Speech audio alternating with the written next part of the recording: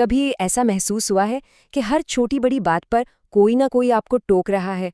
अगर हाँ, तो रॉबिन क्लेन की ये मशहूर कविता अमांडा आपके दिल को जरूर छू जाएगी। तो चलिए आज इसी कविता की दुनिया में गोता लगाते हैं। है ना। ये एक ऐसा एहसास है जो हम में से कई लोगों को अपने बचपन की याद दिलाता है, और असल में यही एहसास इस पूरी कविता के दिल में बसा है। तो ये कहानी है अमांडा की, एक छोटी सी लड़की जिसका मन तो कल्पनाओं से भरा है, लेकिन उसकी असल दुनिया उसकी माँ की लगातार रोक टोक से घिरी हुई है। तो चलिए देखते हैं आज हम क्या क्या जानने वाले हैं। हम मिलेंगे अमांडा से, उसकी नियमों से भरी हकीकत और कल्पना की दुनिया को देखेंगे, कविता की भाषा को समझेंगे, इसके सेंट्रल कॉन्फ्लिक्ट को जानेंगे और आखिर में बात करेंगे उस संदेश की जो ये कविता हम सबके लिए छोड़ जाती है। शुरू करें। इस कविता में ना दो दुनियाएं हैं जो एक साथ चलती हैं। ये एक खूबसूरत डांस जैसा है। एक तरफ अमांडा की असलियत और दूसरी तरफ उसके सपनों का रंगीन संसार। देखिए, एक तरफ तो है उसकी माँ की आवाज जो उसे लगातार कुछ न कुछ करने या ना करने को कह रही है, और दूसरी तरफ अमांडा की खामोश कल्पनाएं हैं जो असल में उसकी सच्ची फीलिंग्स हैं। इन्हीं दो आवाजों का तनाव इस कविता को खास बनाता है। तो पहले उसकी असल दुनिया में चलते हैं, एक ऐसी दुनिया जहां उसे हर कदम पर सुधारा जा रहा है, टोका जा रहा है। कविता शुरू ही इन तीखे निर्देशों से होती है। यहाँ माँ का जो टोन है ना, वो सिर्फ सुधारने वाला नहीं है, ये एक तरह का कंट्रोल है जो अमांडा की छोटी छोटी आदतों पर भी हावी है।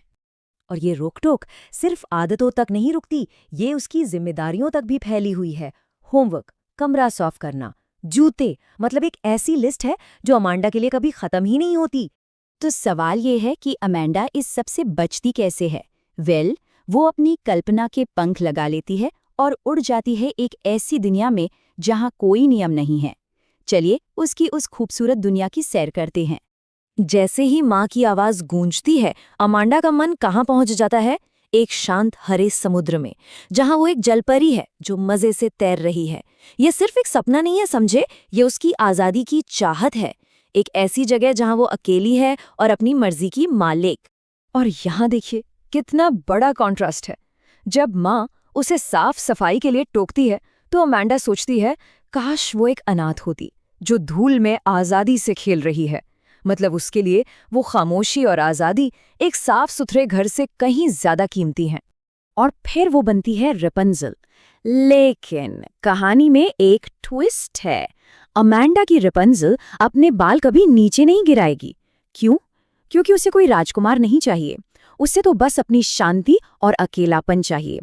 उसके लिए वो टावर कोई जेल नहीं, बल्कि एक सेफ हेवन है, एक सुकून की जगह।